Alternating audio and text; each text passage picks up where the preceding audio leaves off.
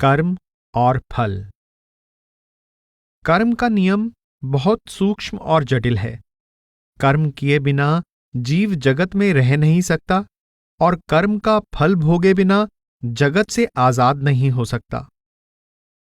प्रत्येक जीव हर पल मन में किए संकल्पों के अनुसार मन द्वारा, वचन द्वारा और शरीर द्वारा अच्छा या बुरा कर्म करके दूसरे जीवों को सुख या दुख, लाभ या हानि पहुंचाता है। किसी को भी मनसा, वाचा या कर्मणा से दुख या हानि पहुंचाना पाप है और सुख या लाभ पहुंचाना पुण्य है। प्रत्येक पुण्य और पाप का फल भोगना पड़ता है। एक जन्म में किए सभी कर्म उस एक जन्म में भोग लिए जाते तो जीवात्मा की दशा इतनी दर्दनाक ना होती। पर होता यह है कि जीव एक जन्म में कर्म करता अधिक है और भोगता कम है। कारण यह है कि पल भर में किए कुकर्म का फल भोगने में लंबा समय लग सकता है। कई हत्याएं एक क्षण में की जा सकती हैं, किंतु उनका फल भोगने के लिए समय चाहिए। जो भी हिंसा, अत्याचार और व्यभिचार करते हैं, उनका फल भोगने के लिए और जो अनेक प्रकार के पुण्य कर्म करते हैं, उनका फल भोगने के लिए भी बार बार देह के बंधनों में आना पड़ता है। काल का एजेंट धर्मराज समस्त कर्मों का हिसाब रखता है। उसने कर्मों के कानून और 84 का चक्कर चलाया हुआ है ताकि जीवात्मा सदैव सृष्टि में कैद रहे और कभी भी परमपिता से मिल ना पाए। पिछले जन्मों में किए हुए जो कर्म हम इस जन्म में भोग रहे हैं, वे हमारा प्रारब्ध हैं। प्रारब्ध, होनी या भाग्य किसी विरोधी शक्ति ने यूं ही अपने मन से नहीं लिखा है। यह हमारे पिछले जन्मों की उपज है। प्रारब्ध के लिए किसी दूसरे को दोष देना मूर्खता है। प्रारब्ध कर्मों का भुगतान करते समय सब्र रखना चाहिए और परमात्मा का शुक्रगुजार होना चाहिए, क्योंकि ऋण चुकाने से सिर का बोझ हल्का होता है और आत्मा पर चढ़ा कर्मों का जंग उतरता है। पिछले कर्म भोगते हुए हम जो नए कर्म करते हैं, वे क्रियामान कर्म कहलाते हैं। ये क्रियामान कर्म ही अगले जन्म का प्रारब्ध बन जाएंगे। इसलिए नए कर्म सोच विचार कर करने चाहिए।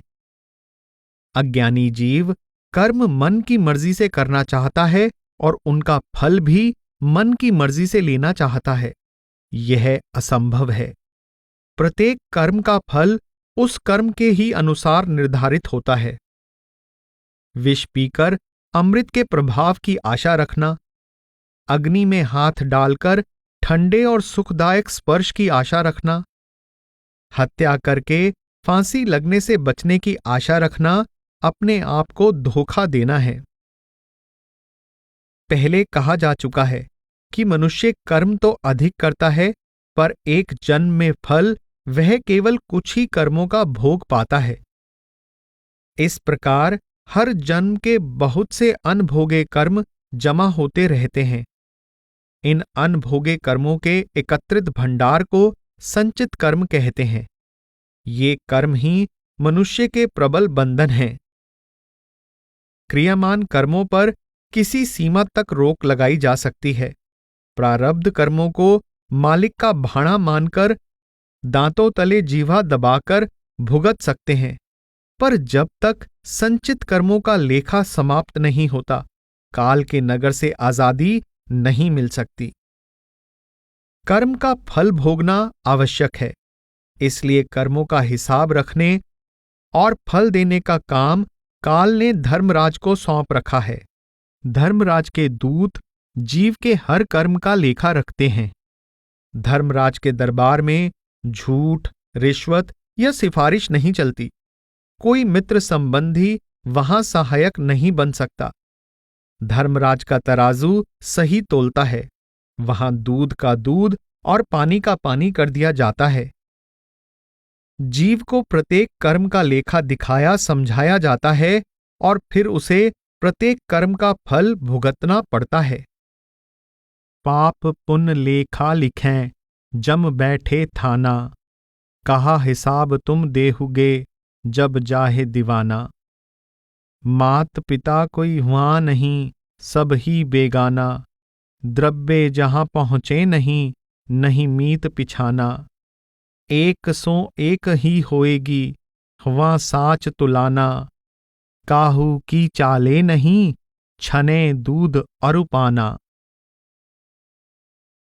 कर्म और फल के सिद्धांत का सबसे अधिक गंभीर वर्णन संत चरणदास जी की नासकेत लीला नामक रचना में मिलता है, जो नचिकेता की प्रसिद्ध पौराणिक कथा पर आधारित है।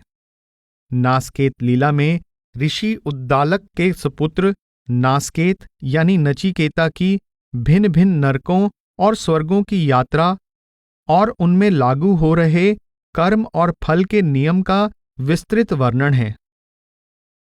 नासकेत सबसे पहले इस भ्रम का खंडन करता है कि शुभ कर्म मुक्ति या प्रभु प्राप्ति का साधन है। बहुत से लोग तो परमात्मा के बारे में सोचते तक नहीं। जो लोग किसी न किसी प्रकार परमात्मा की प्राप्ति की ओर ध्यान देते हैं, वे भी जप तप, दान पुण्य, तीर्थ, व्रत, होम यज्ञ, लोकहित और लोक सेवा आदि के कामों को ही प्रभु भक्ति मान लेते हैं। वे समझते हैं कि हमारे पुण्य कर्मों से हमारे पाप नष्ट हो जाएंगे और हमारा परमात्मा से मिलाप हो जाएगा। नासकेत स्पष्ट करता है कि पुण्य ना तो पापों को खत्म कर सकते हैं और ना ही परमात्मा से मिला सकते हैं। पुण्य पुण्यों के और पाप पापों के लेखे में जमा होते हैं और दोनों का अलग अलग हिसाब देना पड़ता है। इसके लिए जीव को बार बार जन्म लेना और मरना पड़ता है। नासकेत समझाता है कि पुण्य और पाप दोनों ही जीव के पांव में पड़ी बेड़ियां हैं।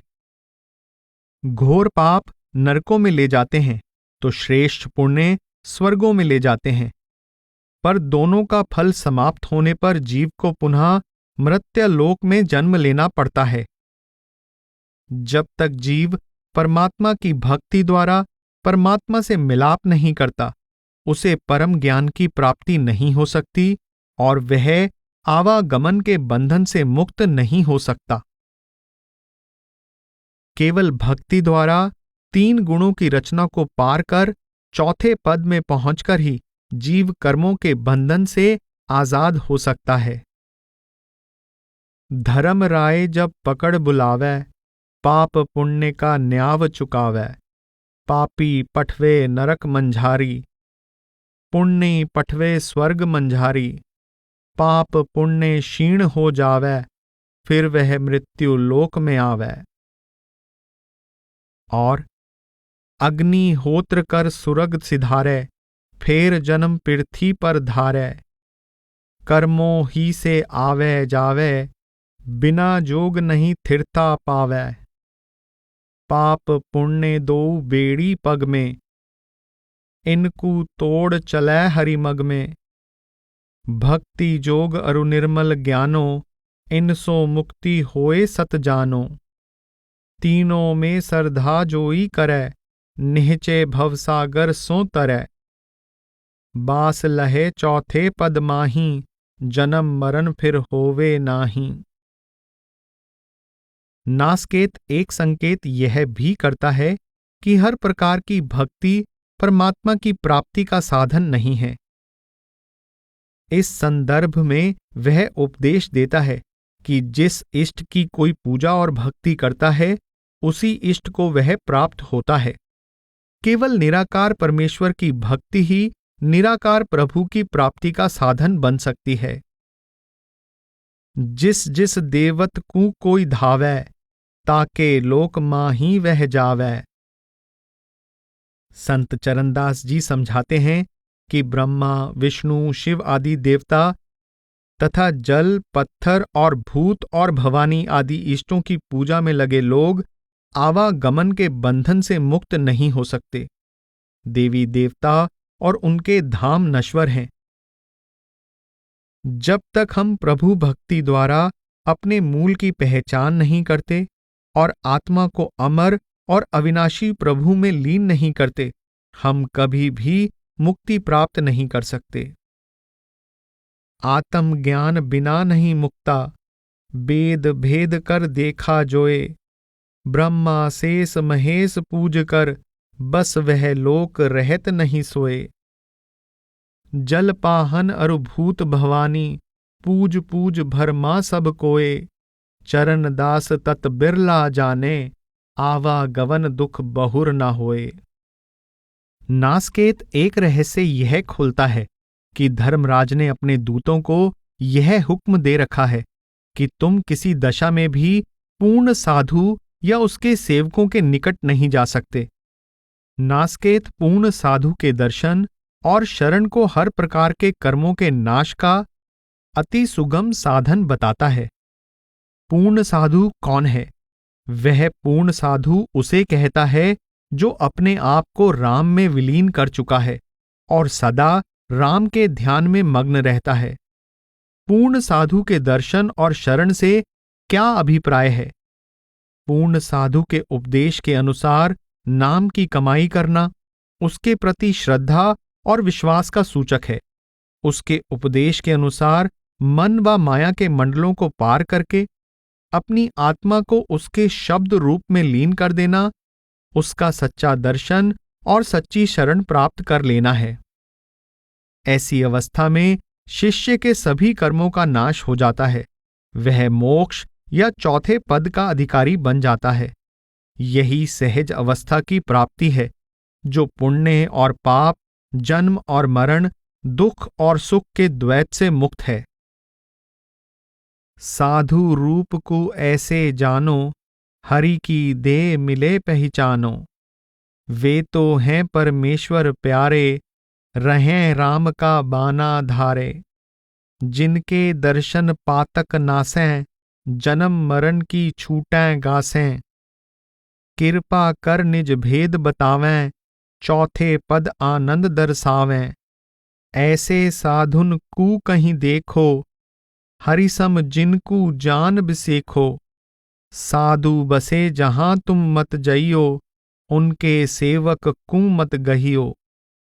गुरु अर्जन देव जी ने भी लिखा है कि धर्मराय ने अपने दूतों को हुक्म दे रखा है कि तुम भूलकर भी पूर्ण साधु और शब्द की कमाई में मग्न अभ्यासियों के निकट ना जाओ, अन्यथा तुम भी और मैं भी पेरे जाएंगे।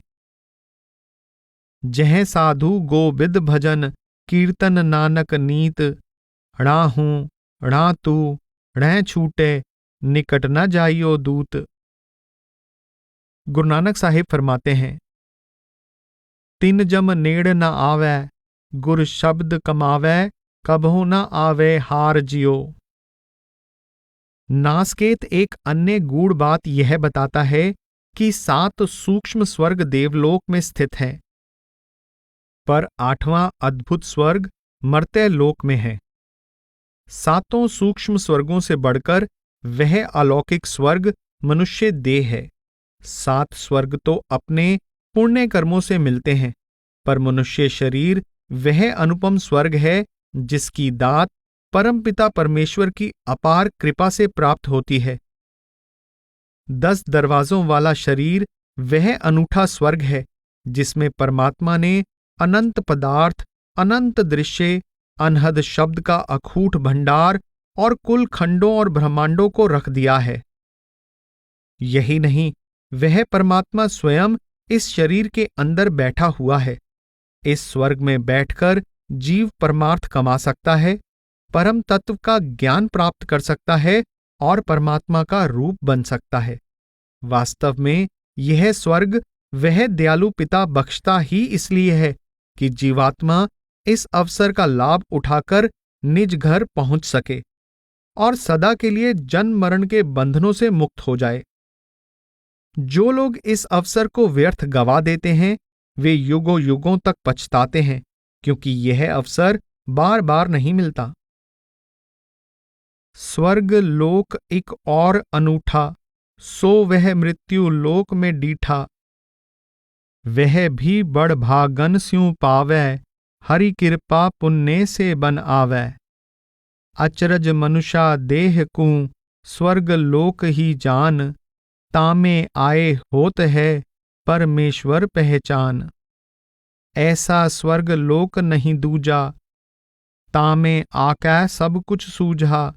तामे भोगै भोग अपारा, तामै दीखे अति गुलजारा। मूरख याका भेद न पाया, तामे सब ब्रह्मांड समाया। तामे पावै ब्रह्म विचारै, तामे आके तत्व निहारै। जाके दीखें 10 दरवाजे, तामे अनहद बाजे बाजें। कर्म धर्म बहुते तप कीना, ताते हरने नर तन दीना। ऐसा पाया स्वर्ग गवावें, कलप कलप बहुते पछतावें। जो कोई हियां सू गिर जावै, मनुष्या दे बहुर नहीं पावै। नरकों के प्रसंग में नासकेत हृदय विदारक कष्टों का वर्णन करता है और बताता है कि पाप करने की अवधि कम होती है, पर पाप भोगने का समय लंबा होता है। वह कहता है कि एक जन्म में किए पापों का फल भोगने के लिए जीवात्मा को युगों तक नरकों की आग में जलना पड़ता है। इसलिए जीव को संसार में सोच समझकर कर्म करने चाहिए। एक जन्म के सुख के काजा, एक कल्प भुगतो नरक साजा। 18 सूक्ष्म नरकों के अलावा नासकेत ने दृश्यमान संसार या मृत्य लोक को भी एक नरक ही कहा है। वह कहता है कि जीव हत्या करने वाले, लोगों को जहर देकर मारने वाले, शराब आदि नशों का सेवन करने वाले, पराये धन का लोभ करने वाले, दूसरों की निंदा करने वाले, चोरी डकैती ठगी करने वाले, प्रभु भक्तों को दुखी करने वाले तथा अन्य विभिन्न प्रकार के पाप करने वाले लोग इस मृत्य लोक में अनेक प्रकार के दुख भोगते हैं। मांसाहारी ब्राह्मण और उसको दान देने वाले यजमान दोनों गीदड़ की योनि में जाते हैं। हत गौवा पातक कियो भारी, विष दे मनुष्य मारियो डारी। अपने गुरु के घर के माही, देखें खोटी दिष्ट बुराई। सो निषिद्ध काया धर आवें, यहाँ चंडाल जौन ही पावें। मारे रहा झूठ बहु बोलें, सो रोगी हो जग में डोलें। जो सोना जग माही चुरावें, जन्म पाए कुष्ठी हो जावें। जो मदिरा पी भय मत वाले, जिनके दांत हुए नख काले। ब्राह्मण पुस्तक पढ़ी न विचारा, पावे जन्म नाग ही कारा। और जिन पाप जान कर कीना, वाहु जन्म सर्प का लीना। विप्र भिष्टल मांस आहारी, देत दान जिनकू गृहचारी। दोनों गीदड़ को तन पावें, नासकेत यह खोल दिखावें। जो नर पर तिर्याकू ताकै, पावे जन्म सुवर को आकै। जो नारी पर पुरुष लुभानी, सोवे सूरी होती जानी। विप्र साध पैरों जिन मारे, जन्मत पिंगल भय बिचारे। जो काहू का अन्न चुरावे, होवे बहिरा सुना न जावे। जान सीख गुरु सू फिर जावें, सो शरीर कोड़ी को पावें। कर्म और फल संबंधी इस चर्चा का सार यह है कि आत्मा परमात्मा की भांति निःकर्मी, निःकलंक, ज्ञान रूप और आनंद रूप है। मन ही इससे कर्म कराता है। मन आशा तृष्णा की प्रबल लहरें पैदा करके जीवात्मा को इंद्रियों द्वारा संसार के भोगों की ओर खींचता है। इस प्रकार कर्मों का क्रम प्रारंभ हो जाता है। मन द्वारा भ्रम में डाला हुआ जीव अनेक कर्म कर चुका है और आगे के लिए लगातार कर्म करता चला जा रहा है, जब तक पिछले जन्मों के संचित कर्मों का हिसाब समाप्त नहीं होता और आगे के लिए मन विषय वासना, आशा तृष्णा से नहीं निकलता। जीवात्मा कभी भी कर्मों के बंधनों को तोड़कर निज घर नहीं जा सकती। छुटकारे का साधन सत्संग। इस विषम स्थिति से निकलने के लिए सबसे पहले जीवात्मा को संसार, काल, मन और अपने आप की वास्तविकता समझाने की आवश्यकता है। यह कार्य पूर्ण साधु करता है। संत चरणदास जी उपदेश करते हैं कि जीव को सांसारिक, व्यवहारिक और पाखंडी वृत्ति वाले लोगों का साथ त्याग कर परमात्मा के सच्चे भक्तों की संगति में रहना चाहिए। परमात्मा के भक्तों की संगति में अनेक लाभ सहज ही प्राप्त हो जाते हैं। मन की मायापूर्ण वृत्ति बदल जाती है और इसके अंदर अपना, जगत और परमात्मा का ज्ञान पैदा होता है। इसकी दुर्मति दूर होती है और इसका झुकाव बाहरमुखी ना होकर अंतर्मुखी होता है। इस प्रकार संतों का सत्संग मन की मलिनताओं को धोने के लिए साबुन का काम करता है। सत्संगति को साबुन लेकर ममता मैल बहावें और सत्संगति फल पाइये मिटै कुबुद्धि विकार, तथा भवसागर जो उतरो चाहे सत्संगति की चढ़ ले नावरे।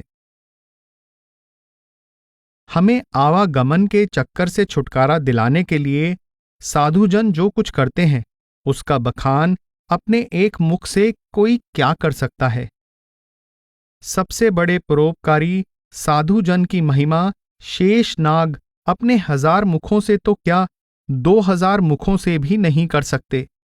साधुजन के केवल एक घड़ी के संग से जो लाभ होता है वह 1000 वर्षों की तपस्या से भी प्राप्त नहीं हो सकता।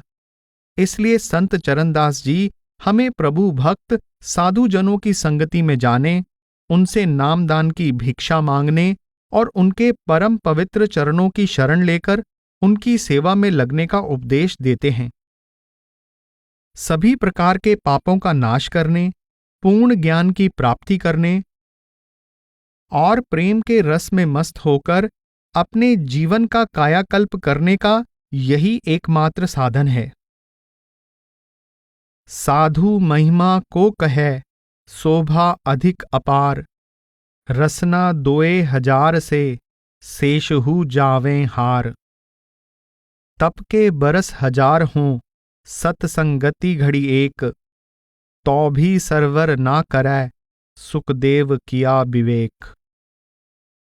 और करो नर हरि भक्तन को संग, दुख बिसरे सुख होए घनेरो, तन मन उल्टे अंग। हवे निहकाम मिलो संतन स्यूं, नाम पदारथ मंग। जेही पाए सब पातक नासें, उपजै ज्ञान तरंग। जो वह दया करें तेरे पर, प्रेम पिलावें भंग। जाके अमल दरसो हरि को, नैनन आवे रंग। उनके चरण सरन ही लागो, सेवा करो उमंग। चरण दास तिनके पग परसन, आस करत है गंग। गुरु रामदास जी कहते हैं कि लकड़ियों का कितना बड़ा ढेर क्यों ना हो, आग की एक चिंगारी सारे ढेर को जलाकर राख कर देती है। इसी प्रकार मनमुखों, पापियों के कितने भी बुरे खोटे पाप क्यों न जमा हों, पूर्ण साधु की संगति में उनको नष्ट किया जा सकता है। आन आन समधा बहु कीनी, पल बेसंतर पस्म करी जय। महा उग्र पाप साकत नर कीने, मिल साधु लूकी दी जय। गुरु अर्जन देव जी का कथन है, महिमा साधु संग की सुनहो मेरे मीता। मैल खोई कोट अघहरे, निर्मल पये चीता। कबीर साहेब फरमाते हैं, एक घड़ी आधी घड़ी, आधी हूं से आध। कबीर संगति साध की, कटै कोट अपराध। वे यह भी कहते हैं, सब धरती का गद करूं, लेखन सब बन राए। 7 समुंद की मसी करूं, गुरु गुण लिखा न जाए। संत चरणदास जी समझाते हैं कि मन लज्जत का आशिक है, यह ठीक है कि इस समय मन में संसार के भोगों की तृष्णा है, पर जब इसे साधु संगति में जाकर यह पता लगेगा कि जो विभिन्न रस मैं इंद्रियों के भोगों में से लेता आ रहा हूं, इनसे बहुत ऊंचा और निर्मल रस मेरे अंदर आंखों के पीछे है, तो स्वाभाविक तौर पर इसके अंदर उस अद्भुत रस की प्राप्ति की लालसा पैदा होगी। मन को सत्संगति ले जावो, कानो हरिजस कथा सुनावो, भांति भांति के रंग ललचावै, तो हरि के रंग क्यों न रंगावै। आप ज्ञान देते हैं कि मन एक ही समय दो स्थानों पर नहीं हो सकता। मन की इस विवशता से लाभ उठाना चाहिए।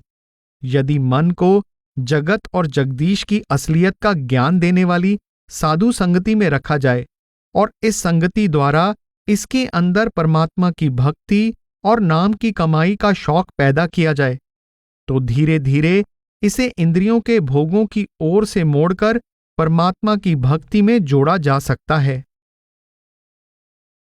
तो या को ज्ञानी ही कीजै, जक्त और जाने नहीं दीजै, कह दीजे हरि ही कू ध्यानु, राम भक्ति में या कू सानु।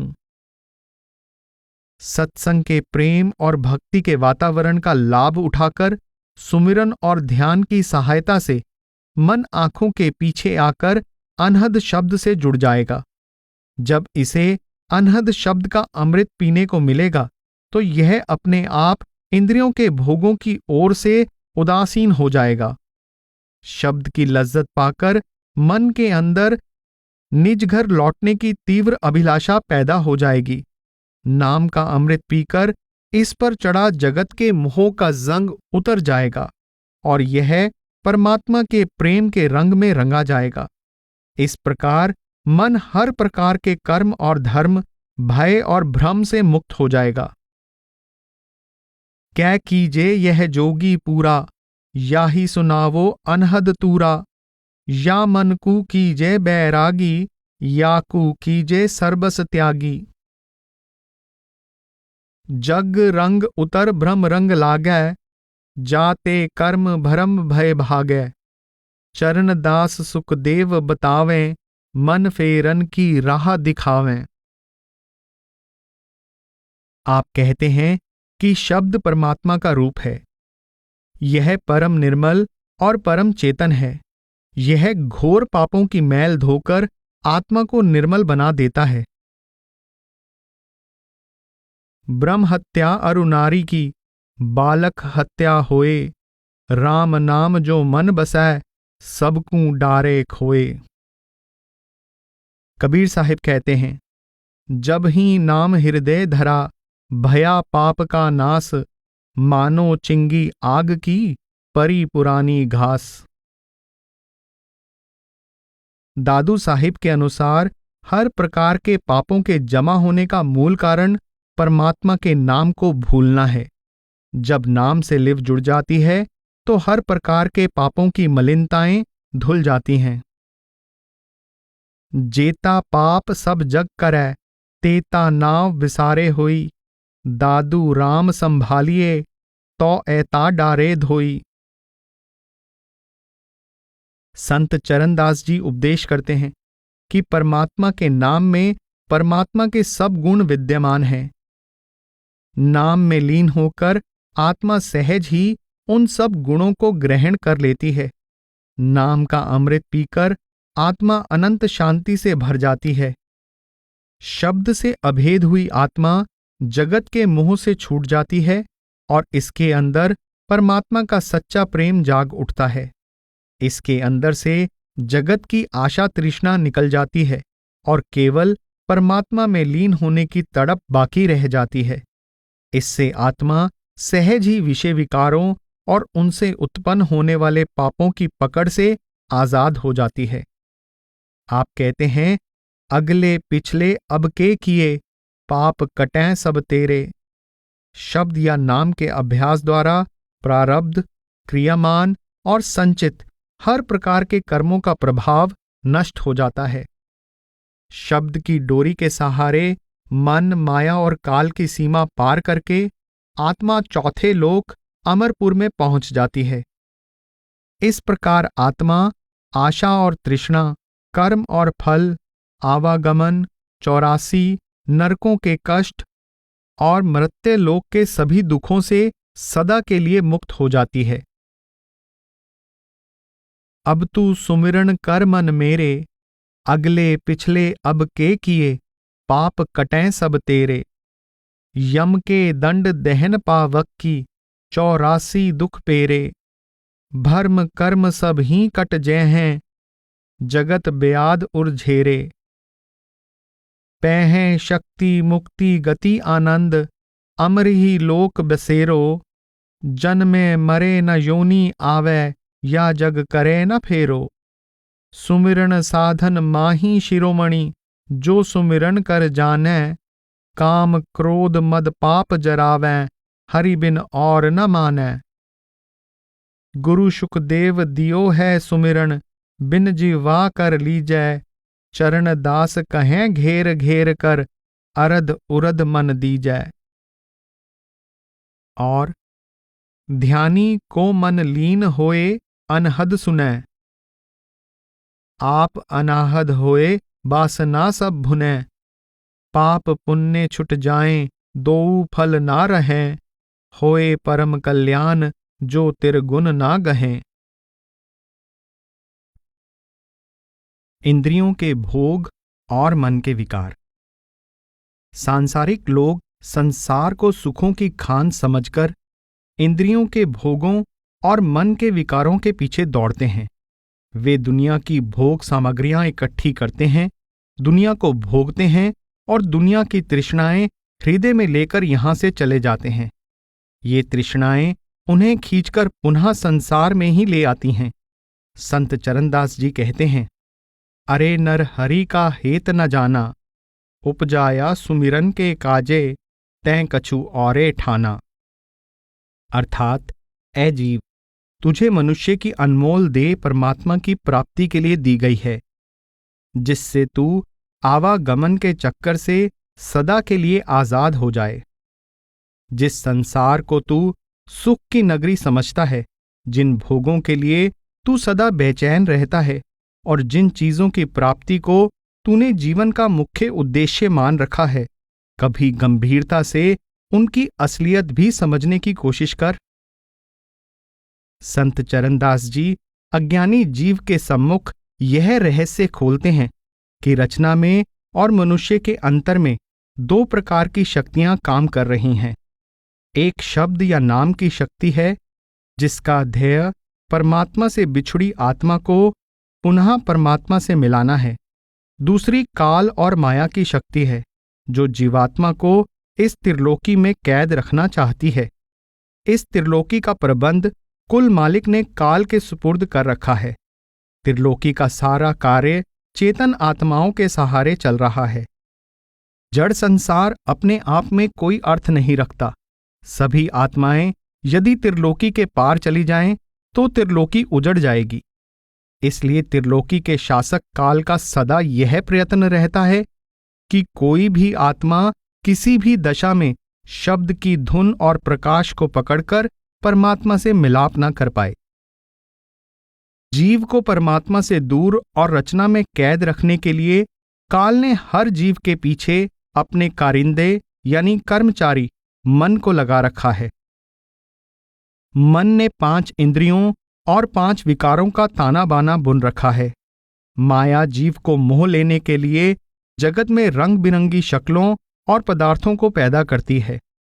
वह संसार में अनेक प्रकार के आकर्षण, रस और प्रलोभन पैदा करती है।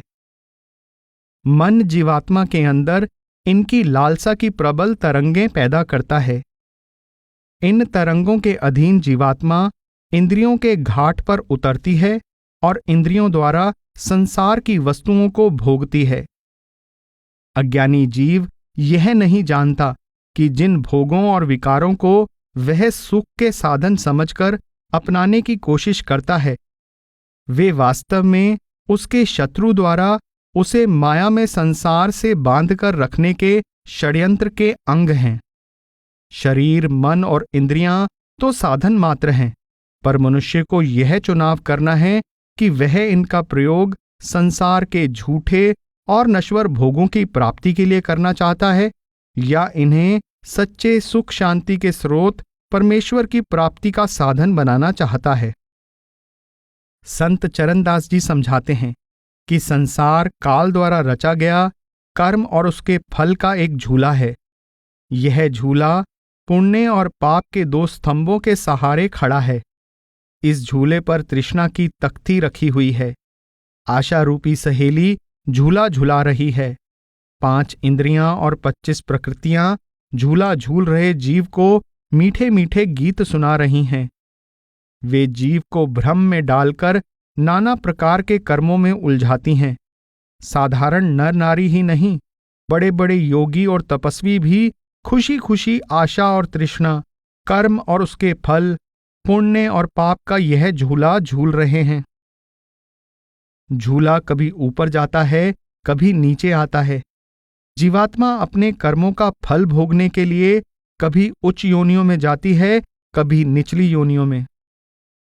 यह पापों का फल भोगने के लिए नरकों में और पुण्यों का फल भोगने के लिए स्वर्गों में जाती है। आपका आशय है कि माया तृष्णा को, तृष्णा कर्म को और कर्म फल को उत्पन्न करता है, जिसके कारण जीवात्मा बंधन में पड़कर सदा आवागमन में कैद रहती है और परमात्मा से मिलाप नहीं कर पाती। भागो साथिन हे, यही झूले मत झूल, अरिहेली भर्म भूमि या देश कीजी। भागो साथिन हे, मैं मेरी बंधी डोर, अरिहेली तृष्णा पटरी जित धरी जी। भागो साथिन हे, कर्म वृक्ष की बेली, अरिहेली बारी फल लगे विष भरे जी। भागो साथिन हे, दुर्मति हरियर दूब, अरिहेली छल रूपी फूले फूल हैं जी। भागो साथिन हे, पाप पुन दोऊ खंब, अरिहेली नरक स्वर्ग झोटा लगै जी। भागो साथिन हे, झूलत चावही चाव, अरिहेली नर नारी सब झूलही जी। भागो साथिन हे, तपसी जोगी गए भूल, अरिहेली फल चाहत अरु कामना जी। भागो साथिन हे, आशा झुलावत नार, अरिहेली 5-25 मिल गावहीं जी। आप इस पद में ये अर्थपूर्ण वचन कहते हैं, छल रूपी फूले फूल हैं जी और फल लगे विष भरे जी। आपका अभिप्राय है कि बाहर से देखने में इस कर्म भूमि के बाग में लगे फल बहुत सुंदर और मनमोहक प्रतीत होते हैं, पर वास्तव में ये छल से भरे और विषैले हैं। छल से भरे इसलिए हैं कि इन फलों को पैदा करने वाले का लक्ष्य जीव का सुख नहीं, जीव को बंधन में जकड़ना है। ये विषैले और विनाशकारी इसलिए हैं कि जितने अधिक फल जीव खाता है, उतना ही अधिक अपने आप से, अपने निज घर से और अपने मूल उस परमात्मा से दूर होता जाता है। इसलिए जो फल इसे आकर्षक और सुखदायक प्रतीत होते हैं, वास्तव में वे दुखदायक और विनाशकारी हैं।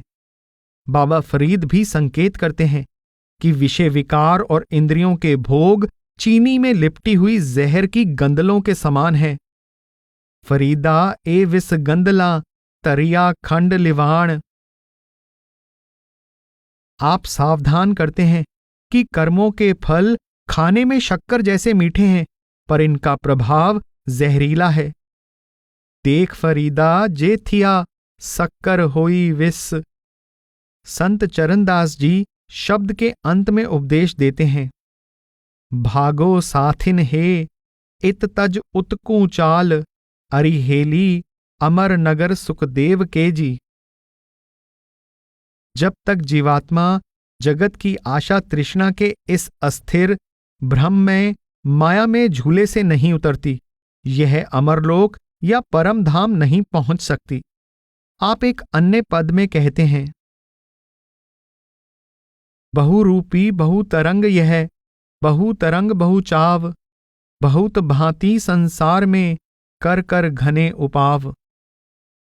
और तै मन कू जाना नहीं, करी न याकी सार, 84 छूटी नहीं, उपजा बारंबार।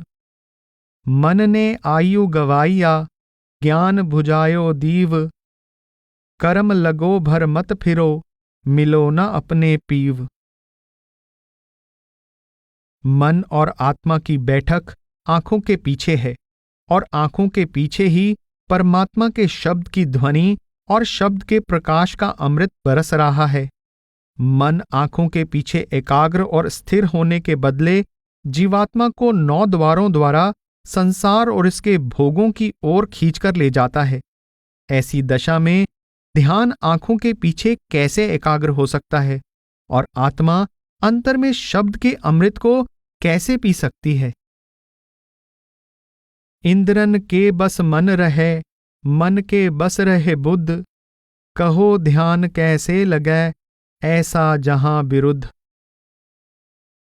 आंखें रंग बिरंगे रूपों आकारों की ओर दौड़ती है, कान राग रंग की महफिलों की ओर जाते हैं, नाक की इंद्रियें विभिन्न प्रकार की सुगंधियों की ओर दौड़ती है, जिह्वा भांति भांति के रसों की खोज करती है, और त्वचा सुंदर शक्लों के स्पर्श और आलिंगन की प्रेरणा देती है।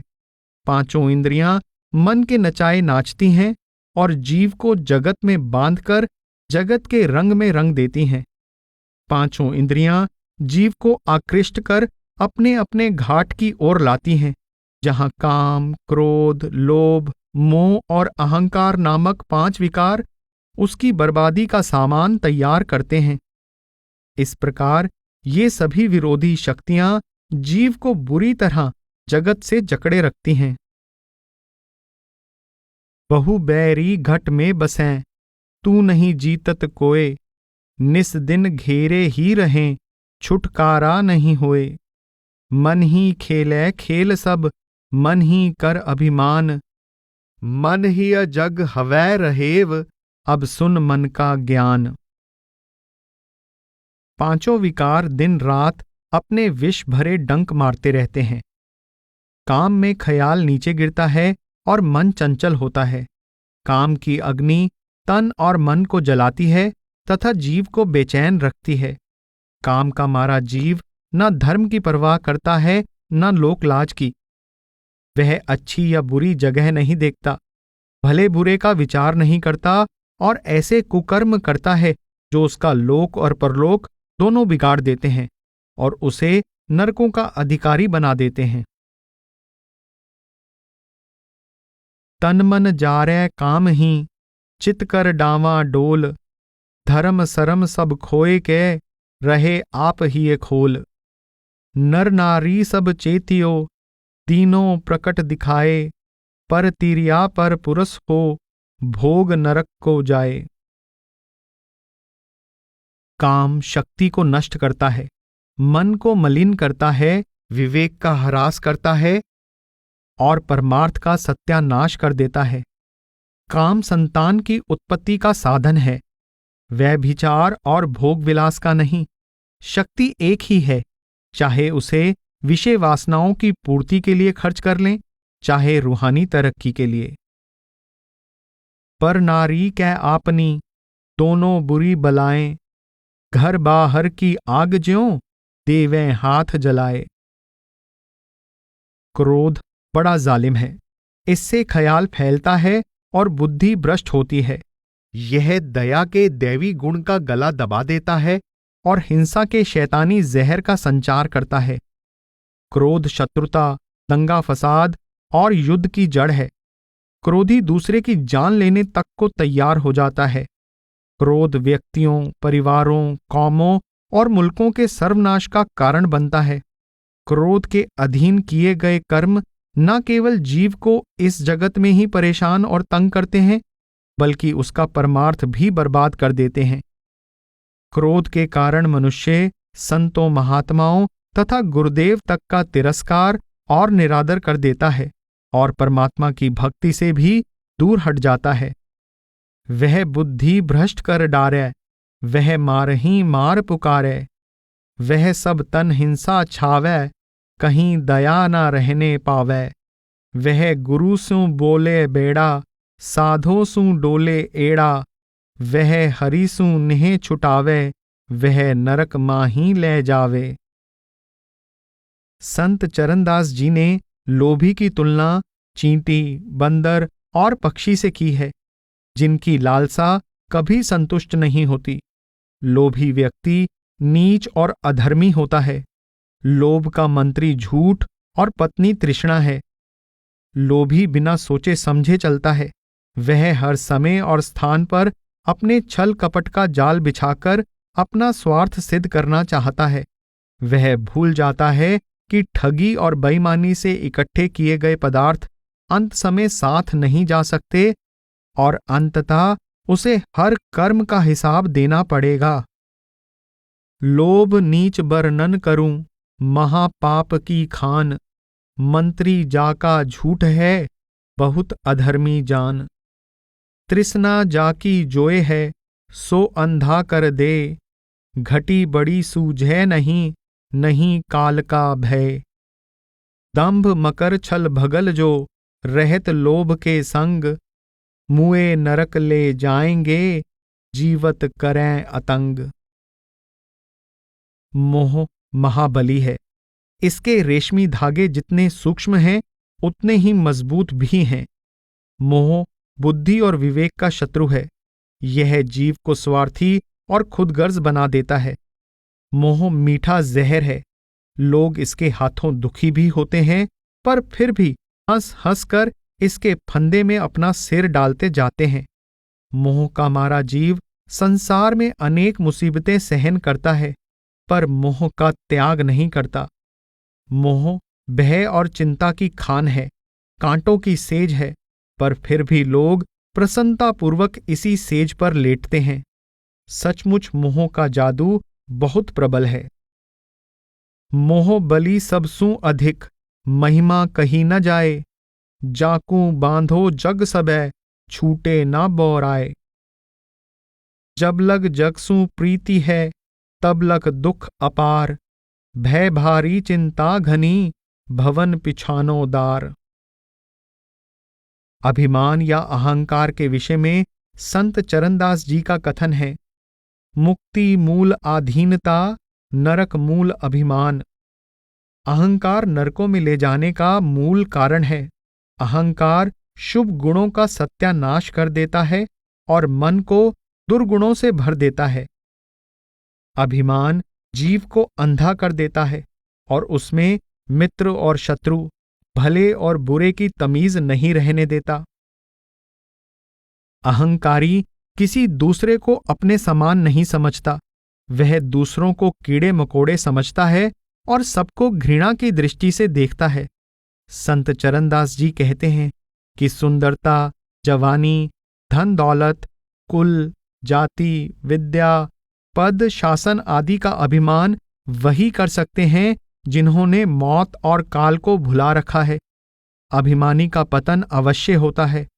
जब तक मनुष्य अभिमान या अहंकार का त्याग नहीं करता, वह कभी भी आवागमन से छुटकारा पाकर परमात्मा को प्राप्त नहीं कर सकता। अभिमानी चढ़ कर गिरे, गए बासना माही।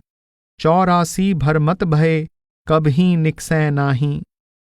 अभिमानी मींजे गए, लूट लिए धन बाम। निरअभिमानी हो चले, पहुंचे हरि के धाम।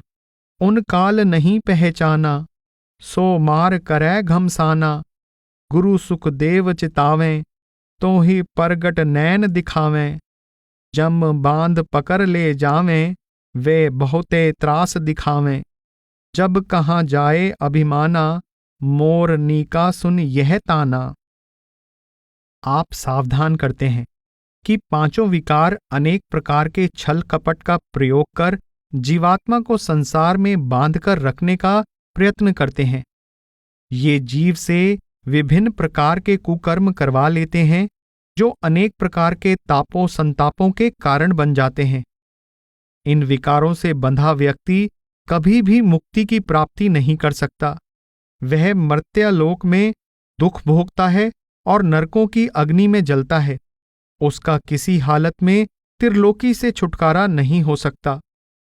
कर्मों के बंधन में जकड़ा वह बार बार मृत्युलोक, स्वर्ग और पाताल में जन्म लेता है और इस प्रकार सदा आवागमन के चक्कर में पड़ा रहता है। पांचों चोर महादुखदाई, सो या जग में देही फसाई। तन मन को बहु व्याधि लगावें, कायक बाचक पाप चढ़ावें। फिर 84 माही फिरावें, जठर अग्नि में ताही तपावें। जन्म मरण भारी दुख पावै, मनुष्य देही का सर बस जावै। 3 लोक में डोले हाला, सुरपुर मृत्यु और पाताला। कैसे मुक्ति धाम को पावै, जो इंद्रिन के बस हो जावै। करनी का महत्व। हम बीमारी, बेरोजगारी और दुखों संकटों में घिर जाते हैं तो प्रायः कहते हैं कि हमारा प्रारब्ध ही ऐसा है, हमारे भाग्य में ऐसा ही लिखा था। कुछ परमार्थी जीव सद्गुरु की शरण में जाकर नामदान प्राप्त कर लेते हैं, सद्गुरु से परमेश्वर भक्ति की युक्ति सीख लेते हैं, पर सद्गुरु के हुक्म के अनुसार आवश्यक परहेज करते हुए नाम की कमाई को पूरा समय नहीं देते। वे प्रायः कहते हैं, अभी समय नहीं आया, हम निर्बल जीव क्या कर सकते हैं, सद्गुरु दया मेहर करके स्वयं सब कुछ कर देंगे। उन लोगों की भी कमी नहीं जो सद्गुरु की, सत्संग की और नाम की महिमा करते हुए नहीं थकते। वे लोगों को गुरु भक्ति और नाम भक्ति के संबंध में लंबे लंबे भाषण देते हैं, पर स्वयं इन दोनों से ही कोरे हैं। ऐसे लोग भी हैं जो परमार्थ में बड़े जोश से कदम रखते हैं, पर जब मांस, शराब और विषय विकारों के त्याग, हक हलाल की कमाई और नेक पवित्र रहनी के नियमों के पालन का प्रश्न उठता है तो कतराने लगते हैं। संत चरणदास जी सावधान करते हैं कि कथनी के सूरमा बनने से काम नहीं चल सकता। केवल करनी के सूरमा ही लोक और परलोक, स्वार्थ और परमार्थ में सफल हो सकते हैं। कथनी के सूरा बहु जाने, करनी में कायर और याने। प्रत्येक क्षेत्र में केवल निजी प्रयत्न से ही उन्नति होती है। खेतीबाड़ी, दुकानदारी, विद्या, संगीत, विज्ञान, डॉक्टरी, वकालत आदि में जो लोग उन्नति करते हैं, उद्यम और संघर्ष से ही करते हैं। पर जब परमार्थ का सवाल आता है तो लोग यह कह देते हैं कि स्वयं सद्गुरु दया मेहर करके नाम जपवा लेंगे, बुराइयों और पापों से छुड़ा देंगे। ऐसा कहना अपने आप को धोखा देना है। जो कोई भी परमार्थी कार्य में आलस्य या देर करते हैं, उन्हें उसकी कीमत चुकानी पड़ती है। वे अपनी यात्रा को जितना लंबा करते हैं, उतनी ही देर मंजिल के सुख से दूर रहते हैं। संतजन किसी को डरा धमकाकर कुछ कराना नहीं चाहते और ना ही वे किसी को लोभ या लालच दिखलाते हैं। वे केवल समझा बुझाकर तथा लाभ हानि बताकर जीव को प्रेरणा देते हैं। वे परमार्थ में उन्नति की युक्ति समझाते हैं, मंजिल तक पहुंचने का मार्ग बताते हैं, आंतरिक सफर के साथी बन जाते हैं। पर सफर तो हर व्यक्ति को स्वयं तय करना होता है और मंजिल पर निजी प्रयत्न से ही पहुंचा जा सकता है। शिक्षक विद्यार्थी की पढ़ने लिखने में पूरी सहायता करता है, पर परीक्षा के समय हर विद्यार्थी को प्रश्न स्वयं ही हल करने पड़ते हैं। कहा गया है, उद्यम के आगे लक्ष्मी, पंखे के आगे पवन। परमात्मा उनकी सहायता करता है जो अपनी सहायता स्वयं करते हैं। अध्यापक सब विद्यार्थियों को एक जैसी लगन, सहानुभूति और प्रेम से पढ़ाता है, पर प्रत्येक विद्यार्थी की प्राप्ति अलग अलग होती है, क्योंकि प्रत्येक विद्यार्थी की लगन, उत्साह और प्रयत्न में अंतर होता है। परमात्मा परम दयालु और समदर्शी है। उसकी प्रत्येक जीव पर एक जैसी दया मेहर हो रही है। संसार में स्वार्थ और परमार्थ दोनों के क्षेत्र में अलग अलग व्यक्तियों में जो अंतर दिखाई देता है, उसका कारण उनकी अपनी अपनी करनी है। सद्गुरु भी परमेश्वर का रूप है। वह भी सब जीवों को एक ही साधन और मार्ग का भेद देता है तथा सभी शिष्य सद्गुरु के एक जैसे प्रेम, सहायता और दया मेहर के अधिकारी होते हैं। पर प्राप्ति प्रत्येक जीव की अलग अलग होती है, क्योंकि इस प्राप्ति में जीव के अपने उद्यम, पुरुषार्थ या करनी का बड़ा हाथ होता है। सच तो यह है कि अधिक प्रयत्न करने वाले विद्यार्थी अध्यापक के अधिक ध्यान के अधिकारी बन जाते हैं।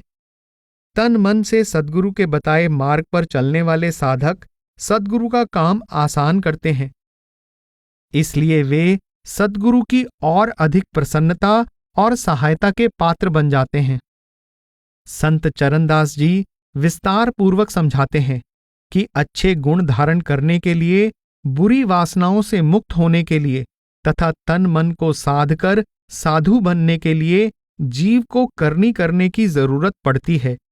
रूहानियत कहने सुनने का नहीं, करने का विषय है।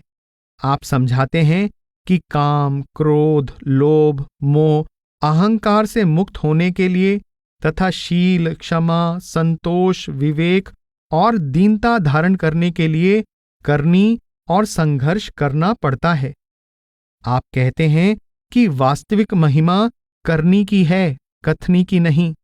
करनी के बिना कथनी उसी प्रकार है जिस प्रकार चंद्रमा के बिना रात, शस्त्र के बिना सूरमा, आभूषणों के बिना सुंदरी और अनुभव के बिना विद्वान। करनी के बिना कथनी अपने साथ उसी प्रकार एक धोखा है जिस प्रकार बांझ स्त्री का बच्चे से खाली पालने को झुलाना। करनी विहीन वाचक ज्ञानी दूसरों को वैराग्य और त्याग का उपदेश देता है, पर स्वयं परिवार के मोहजाल को तोड़ नहीं सकता। ऐसे कथनी के सूरमा और करनी के कायर अनेक पाखंडी अपना और दूसरों का अहित कर जाते हैं। इसके विपरीत परमात्मा के सच्चे भक्त करनी के सूरमा होते हैं। वे जो कुछ कहते हैं अनुभव के आधार पर कहते हैं। वे स्वयं परमात्मा से अभेद होकर दूसरों को परमात्मा की प्राप्ति का मार्ग बताते हैं। करनी की गति और है, कथनी की औरे। बिन करनी कथनी कथै, बकबादी बौरे। करनी बिन कथनी इसी ज्यों, ससी बिन रजनी। बिन सस्तर ज्यों सूरमा, भूषण बिन सजनी। ज्यों पंडित कथ कथ भले बैराग सुनावें।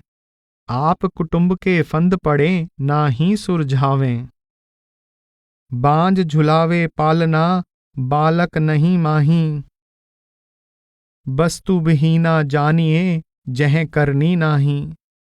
बहु डिम भी करनी बिना, कथ कथ कर मुए। संतो कथ करनी कर, हरि के सम हुए।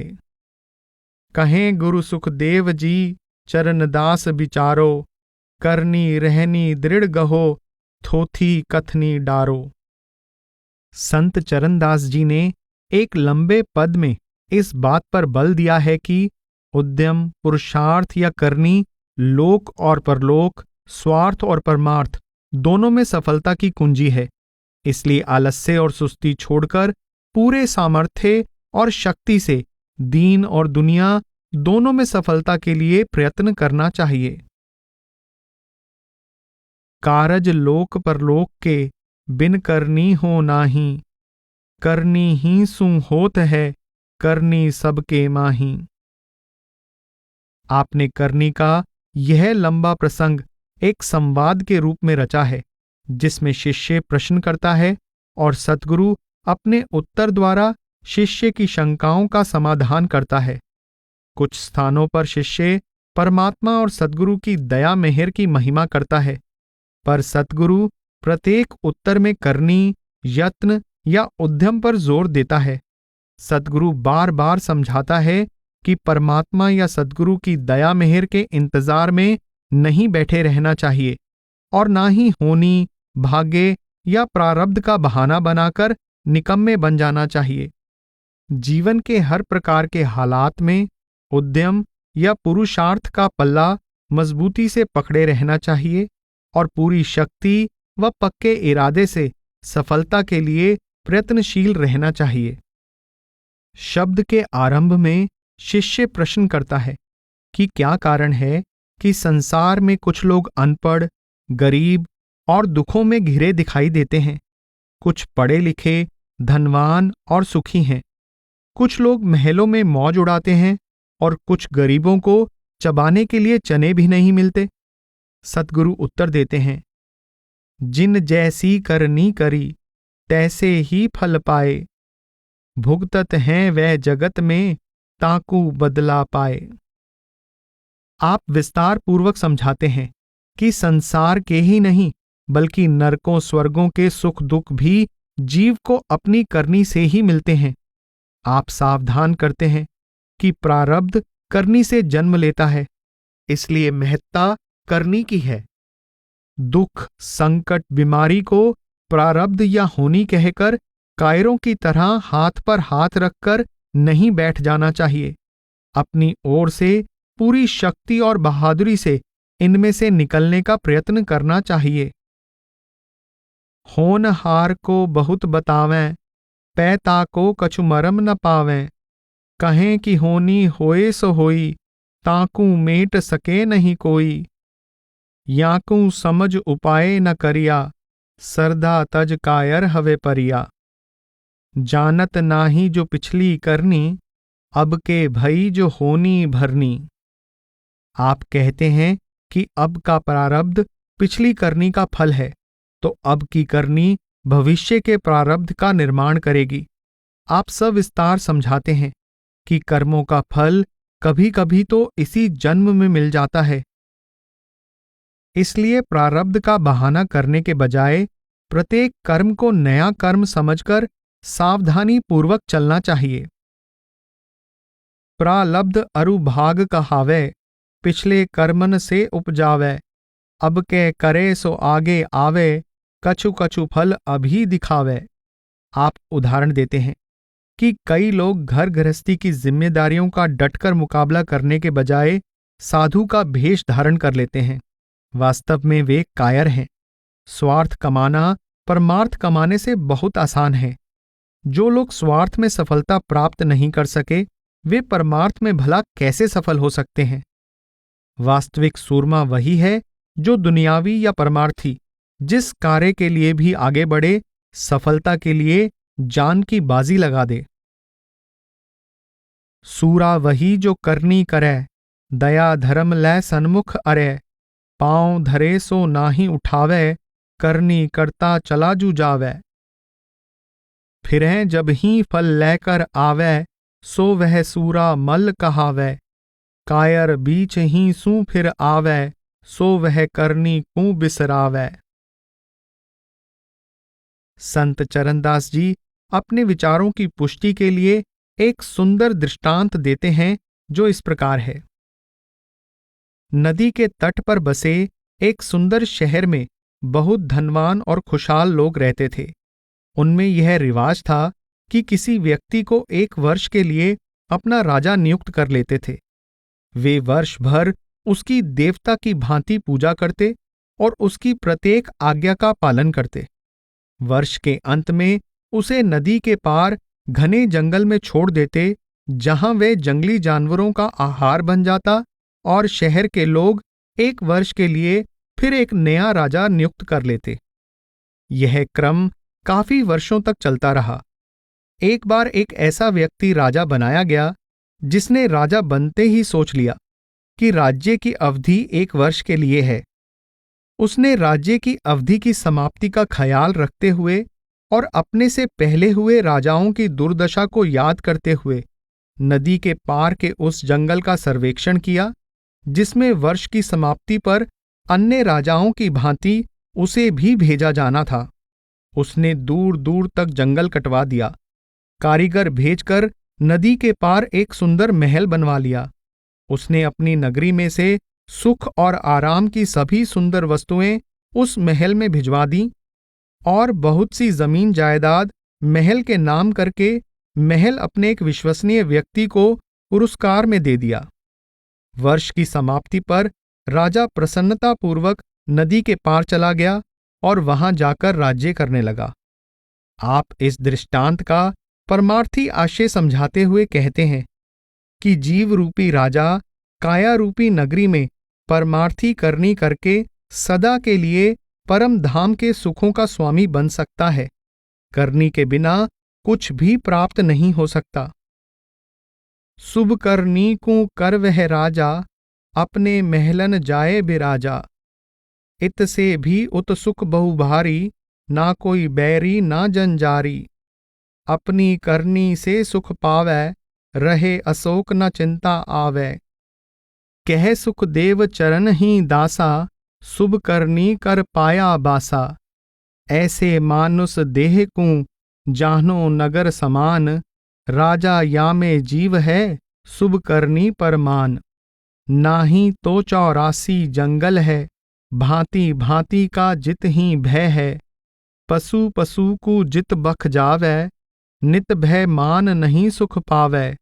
बहु दुख पावे खोटी करनी, जैसी करनी तैसी भरनी। भूप उमर अपनी किया, अपना पूरन काम। ऐसे ही शुभ कर्म सूं, तुम हूं पावो धाम। आप जोर देकर कहते हैं, करनी सूं भय इंद्र हूं, करनी ब्रह्मा सोए। करनी सूं ईसुर भय, सुख देवा कह सोए। चारों जुग के माही जो, करनी ही परधान। गुरु सुख देवा कहत है, चरण दास उर आन। जिसे जो कुछ मिला है करनी से मिला है, जो कुछ मिलेगा करनी से ही मिलेगा। संत चरणदास जी जीव को बार बार प्रोत्साहित करते हैं कि दृढ़ता, धैर्य, विश्वास, उत्साह और श्रद्धा से संत मत के सिद्धांतों पर चलने का प्रयत्न करो। प्रभु भक्ति में, नाम भक्ति में दृढ़ और परिपक्व बनो। मन मत का मार्ग त्याग कर गुरुमुखता के मार्ग पर चलने के लिए पूरी तरह प्रयत्न करो, क्योंकि करनी ही आत्मा को परमात्मा बनाने वाला महामंत्र है। कोट यही उपदेश है, यही जू सगरी बात। करनी ही बलवंत है, यों सुखदेव दिखात। मन की करनी ज्ञान हवे, परमात्म लख ले। ब्रह्म रूप हवे जाए जब, छूटै सब ही भय। करनी ही सू पाइये, पार ब्रह्म का खोज। सतगुर पै चल जाइये, मेटै सब ही सोज। बिना किए कछु होए ना, आप ही लेहूं विचार। करनी देखी दूर लौं, सोचा बारंबार। चरण दास तो सू कहूं, उठ उद्दम कु लाग। आलस सकल गंवाए कै, विषयन में मत पाग। गुरु नानक देव जी के विषय में भाई गुरदास जी लिखते हैं, रेत अक आहार कर, रोड़ा की गुर करी विछाई। पारी करी तपस्या, वड्डे पाग हर स्यों बण आई। आगरा के परम संत स्वामी जी महाराज कई वर्ष एक कोठरी में सुरत शब्द का अभ्यास करते रहे। आप अपनी वाणी में लिखते हैं, यह करनी का भेद है, ना ही बुद्धि विचार। बुद्धि छोड़ करनी करो, तो पावो कुछ सार। सद्गुरु की दया तो सदा रहती है, पर साथ ही सद्गुरु की आज्ञा मानकर करनी करना भी अत्यंत आवश्यक है। इसके बिना आवागमन से छुटकारा नहीं हो सकता। इसलिए स्वामी जी महाराज ने स्पष्ट किया है, बिना सतगुरु बिना करनी, छूटे नहीं खान का फिरना। अमीर खुसरो का कथन है कि जिस विद्या पर अमल की मोहर नहीं लगी, वह निर्जीव मृत शरीर के समान है। इल्म कज अमल निशा नेस नेस्त, काल बीदी दारद वजा नेस नेस्त। कबीर साहिब सावधान करते हैं, कथते हैं करते नहीं, मुख के बड़े लबार। मुहड़ा काला होएगा साहिब के दरबार। गुरु अर्जन देव जी चेतावनी देते हैं, अवर उपदेसे आप न करे, आवत जावत जन्मै मरे। हजरत ईसा कहते हैं कि आप रूहानी उपदेश को सुनकर ही संतुष्ट ना हो जाएं, इन पर अमल भी करें। केवल सुनना और करना कुछ नहीं, अपने आप को धोखा देने के समान है।